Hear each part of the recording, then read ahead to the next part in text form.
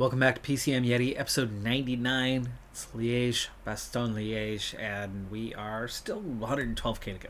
Plenty of distance left to cover. We've got an exact zero team race day condition here, which is a bit lower than what we should have had. As there are some guys that had some bonuses for this race, but just moderate ones, so it's not too bad of a draw, and it's a little high and a little bit low. So Lind is going to have a terrible day, but Panamar should have a pretty good one. Vetsek's got a +1, Zipinati a +1.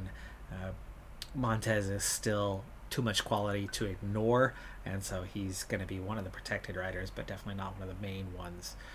This race, of course, has plenty of undulation throughout. It's very much a punchy race, but it gets more intense as you get inside the final about 80 kilometers, which is where things are going to really pick up for us. Today's breakaway, 8 riders. They had a near 9-minute advantage at one point. It's a very long race. Well, now it's less than 100k, and now it's less than a 4-minute advantage. So we're definitely pulling them back at a decent rate, but it is requiring a fairly high tempo to do so. So we could see some punishment in the legs on the early side of the sequence of climbs to come. Not good timing. Definitely not good timing for a crash there, as we're about to hit all of these climbs, and the tempo's already on the high side. The split that it left in the field has already been covered, but those 5 are still just a little bit off the back of the peloton at this stage. Things are going to initially stretch here on this first climb. They'll have a chance to get back in contact here. For us, at the moment, I'm set for a 77 effort to try to hold that position decently well, but it could allow some drifting. Another half minute's been taken away from the breakaway, but none on the climb itself. Those guys did get back in contact, but a small group lost contact near the tail end. It's going to be a little bit harder for those guys to regain contact as we go into kind of a double climb here. We've got a short, steep hill, very steep. And we go down, and then we're going to go right back up what looks like a block over within town here, and go up kind of the same hillside and go even further this time. Still full peloton. Montez is drifting a little more than we would like him to, so we're going to up his effort just slightly. His stamina is what's helping keep him in the mix, and that hill rating and that acceleration, even though he's got a -1 to the later 2 and a -4 on that stamina. It's still better than the Abdullah Zipinati kind of core group that would be next in line. Now we are starting to see a little bit more in terms of splits. That's that's the tail group. All right, on to the next climb. We gently went over that one. This is kind of the biggest climb of the tail end here, and we're drifting a lot faster. So let's not allow that to happen any further. We'll get these guys up to about an 81, and hope that that holds us. Oh, Abdullah quickly became the guy in the back, so we'll set him to an 83, make sure that we're not drifting too fast now. Still blinking red, but the drift is much, much slower. We should be okay for the time being. Plenty of time to get back up on the descent to come. Just can't get dropped. And being that some riders already have been dropped, the risk is higher. Montez, again, drifting a little bit faster than Abdullah at this stage. Yeah, they're okay. They're actually starting to recover position just a bit here near the top. So we're good. We're good. Lind is the only one who's really starting to feel it. And that's, of course, his -4, but we do get a temporary split here. It might have been Lind causing that split. He was the next guy in the line, or looked like he could have been the next guy in the line, but it's already back together. Lind, all right, you were protecting Vatsek. Let's get you back up on that task. And the descent's already nearly done. We're at 50k to go. We're going to have to wait until we crest this next hill to bother with the water. But I think that makes this an important time to get into position for everybody. So up the effort. Keeps splitting, and It's just a little bit in front of Lind here where those splits are occurring. As we get into that next climb, and Lind, we're supposed to be protecting Vatsek, not going backwards. Okay, we're almost to the top. Go get water, Lind. Has he got any hope of getting up there with the water, though? He's out of red bar. But we're about to descend. This is going to give him a fair chance to maybe get up there. I don't think it's going to happen, though. It's not. It's not. Goodbye, Lind. We're not going to stop you, but get out of the group. Get out of the group. Get out of the group. Get out of the group. Come on, come on, come on. Lose contact, lose contact, lose contact. Thank you. Set you to auto. Attacked by McNulty. Hold on. Not yet. I'm going to leave him on hold position and 8 for just a little bit longer. Does Zippinati have the energy? What he does have, though, is the ability to protect Vatsek instead. I don't think he has the energy, so we've got Montez and Abdullah and Zayats. It's protecting Panamar. Go ahead and get the water, and then Abdullah will protect in the meantime. Zayats. Are we good? Lind? How's that gap looking? Now we can put him to auto. He's definitely out of the group. Zayat's climbing involved here. Not a fan of that. Still doesn't have the water.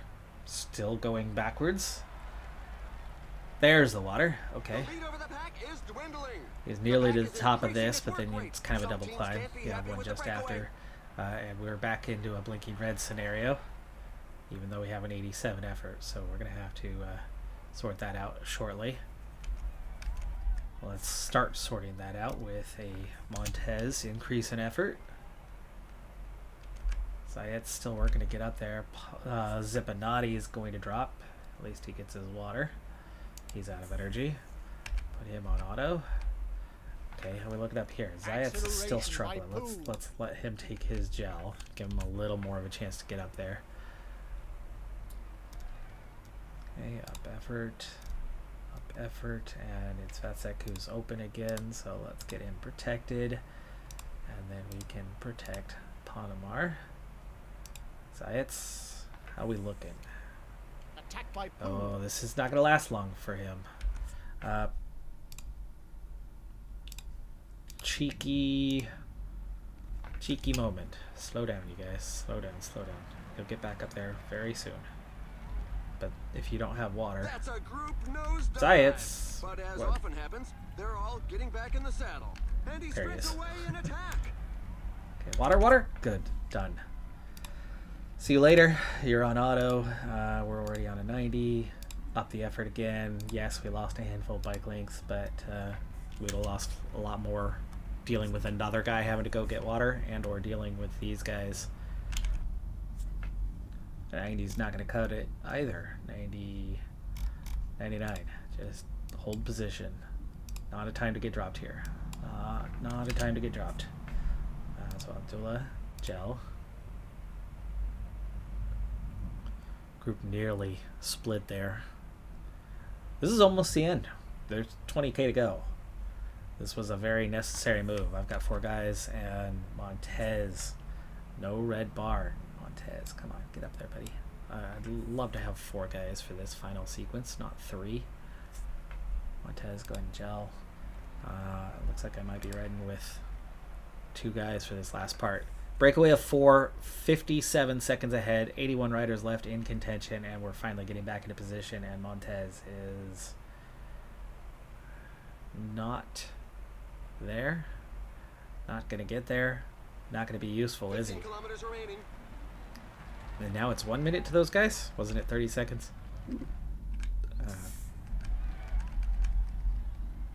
The riders are in a portion above 10%.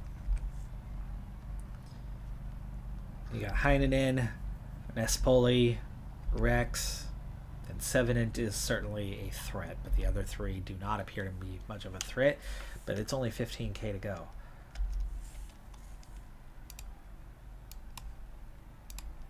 Abdullah lead us out. Montez is so close, but he's not there.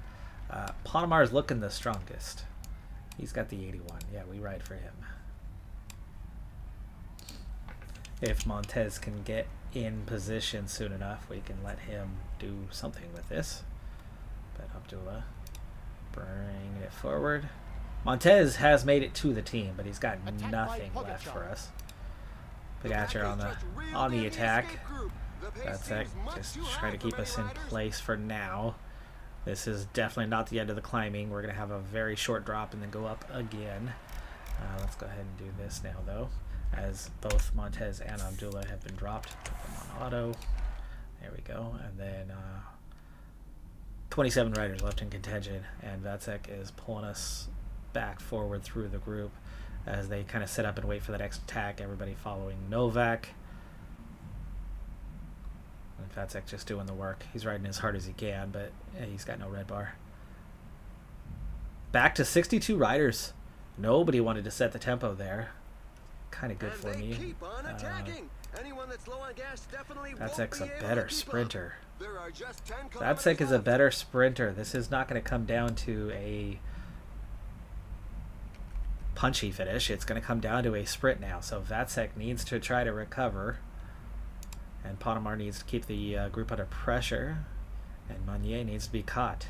There's Pogacar trying to attack. Okay, well, that's it for red bar. Vacek, come on, man. Give me a little recovery. We're about to descend. Here's the key moment. Vacek, will he get any recovery? Back off a little bit on pace, and Vacek will. Back off, and Vacek will. There you go. Come on, Vacek. A little more, a little more. Give me a little more. 3K. 3K to go. 2.5K. Speeding up. 2K. Still 2 guys to catch. That one is still somehow 13 seconds ahead. 1.5. Ponomar. Oh, Vacek, don't lose the wheel. Don't lose the wheel. 1K. 1K. And here goes Vacek. He's definitely not going to win. Breakaway rider. But he's going to hang on. We let up. Nobody else really chased him down. Philipsen takes second. Albert. That is Fisher Black. Gregoire. And, oh, I thought we were much better placed than that. Vacek was 14th. I thought he had a comfortable top 10. I didn't think he had cracked the top 5 there at the finish, but it looked like he was definitely inside the top 10, but only 14th. Ponomar got 23rd. I should have thought of that beforehand, that we were going to be finishing on the flat and that it would come down to a sprint. But I really thought it would come down to, 8-10 guys over the final climb, and it came down to almost 30 guys over the final climb. So that's why I readjusted there late. Meunier takes the win because we let up. Nobody else. It's you versus everybody. The AI is more than happy to have Meunier go win. None of the other teams seem to care that he's off the front. They were just going to race it out for second place. Had we pushed on, had we kept Vacek pushing and Ponomar following, Meunier would have been caught. But Ponomar then would have been sprinting and probably only been able to compete for, maybe 14th place. And flipping them, letting up, it gave Meunier the win. And we were still well positioned, and Vacek looked pretty good there. That's why I was disappointed that he only got 14th. But, sprints these days, they're tough. The arduous task of dossiers is behind me. It took the weekend to work on multiple times, sitting down for searching through nation by nation, rider by rider to find potential, and not finding any new potential. There are riders, as we have snowballed over the last year. We have some bigger nations, so there are some better riders that we have been able to add in and target, but there has not been anything about future potential that was in the sort of realm of, hey, this is somebody I need to sign and add, and it's going to be great to have them. So unfortunate on that part, but we do have some quality to get after, and we're going to send Pickrell here. This is Eschborn Frankfurt, and we're at 15.8K. I'm going to set up my sprint train and get moving. Acceleration by Morgar. For once, I'm carrying at least a little bit of optimism of what could happen. Shaw, the fast man, is at the end as a just in case, but he's really just not going to be part of this thing.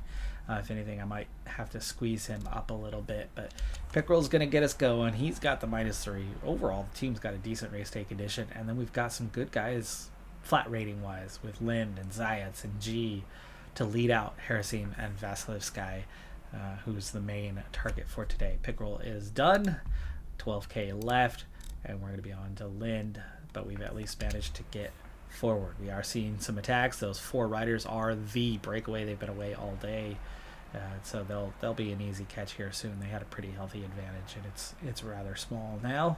The finish line is The road's getting awfully skinny, but we're not quite out front yet, so that could be a little bit of a problem. If we could get out front with how skinny the road is, it could be advantageous to us. Lynn needs to push on, go as fast as he can here. 8K, Zayats gel. I think at about 6.5 we can move on to Zayats. And that, no, not quite. We got to go inside 6. Okay, yeah, here comes some other teams. So Zayats, let's go. And follow. 5 kilometers remaining. Hold on, gel. Okay, Zayats, got to speed up. We have got to actually challenge for once. Come on, G. 2.8. The group is slowly thinning out due to such a frantic pace. Oh, come on. A leader is down. The team plans No, could well be turned upside down. G is crashing at 2.4K. I haven't seen a crash in this game in the last 3K. Since like PCM 23, I think I saw it once. I think that's the first time I've seen it in PCM 24, and it's of course the guy at the front. And there was no sign of anybody going down with him, but suddenly it looks like Shaw, it might be an important piece to what is happening here, as that's going to mess this field up as Harasim begins his sprint. He's looking good. Oh, Vasilevsky's, yeah, they're still there. We're in the mix here. Shaw, though, feeling it a little bit, trying to keep up. Vasilevsky's not up on him yet. I'm going to wait for Vasilevsky to cover that gap and then sprint. Now at 1K. And Shaw. 600 meters. We're not going to win this, but it's going to be a decent finish. Sprints are so much harder now. I mean, you got guys that are well placed. We were right there, half a bike length off Caden Groves, and Caden Groves just out sprints us massively. The lead out was okay. Chaos ensues, of course, with Derek G going down, but we avoided that. We were well positioned. Groves is a much faster sprinter, bottom line, and he's got the bonus for the difficulty and just simply pulled away. Red bar made it to the end. There was no weirdness in any of that. We just, better sprinters were faster by multiple bike lengths than what we were able to produce with our guys. Vasilevsky had a 79-75 today. I just could not keep up with a mid-80s +4 Caden Groves. That's just straight head-to-head, mano-a-mano, and getting beat. Filtered by 18-year-olds. We've not yet found a prospect this year, but, I mean, Christopher Young's worked out well so far. But as we're looking through, there's been a couple of 4 stars to show up. We've got another one that we're trying to cement whether they're better than 4 stars. But yeah, one time in all these seasons of finding a decent prospect. But the hunt continues. I do have a 4th scout now, so we are turning up more and getting a better look at more and more riders, and especially as we've snowballed most of the nations. It went from the hardest thing to find a nation within a group of, oh, I can scout this guy and this guy only. Well, now it's most. Right, I've had this same scout for a while, and it was only the Mexican riders that I could find, and then it was only the Canadians that I could get out of this group. And so it was, there's not one Canadian that has shown up on this list yet. So I'd be looking at the 17-year-olds and scouting them until somebody would come along, and I'd get to know everything about a few guys because they were the only ones on the list. And then we unlocked Mexico, and now we've unlocked the US as well. So now we have that entire list. So it's gotten easier as we have snowballed in terms of being able to search and find quality riders. But finding prospects has been really difficult. It's still just that handful of nations that have really high training ratings that seem to be producing talent regularly. But as for our squad, we have seen gains in the last couple of weeks, and that is Mark Puck has leveled up. Oddly, he's out injured, and he leveled up out injured. He's got a broken arm, won't be back until the beginning of July, so he is missing 2+ months, as he just went down and I think it was in training during the last week, and then a few days later he levels up, and you can see that where we really want to train him as a sprinter, his greatest max potential is the one that he's actually the furthest from maxing out. So in a way it's kind of nice because he's climbing as good as he will. He's nearly got the best cobble rating he'll have, and he'll be useful in these other areas. And of course, that 79 flat is where he is most useful right now. But as a sprinter, he's a 69. He's got a long ways to go to be effective there. And that's what we're focusing his training. But he seems to be picking up other areas first. Still very young. He's got a long time to go yet. But he was supposed to be heading to the Giro, and we had to replace him. Luckily, it happened just early enough, about a week and a half ahead of the Giro, that I was able to get him reassigned by somebody with a very similar profile in Lind. So Kevin Lind with that 79 flat will take over those lead-out duties, as the Giro will be looking for sprints like last year. We got one win with it last year. We'll see if we can get any this year. That's going to do it for this episode, though. I'm Decathlon Gamer. Like, comment, subscribe, and I'll see you next time. Have a good one. Be safe out there. Bye for now.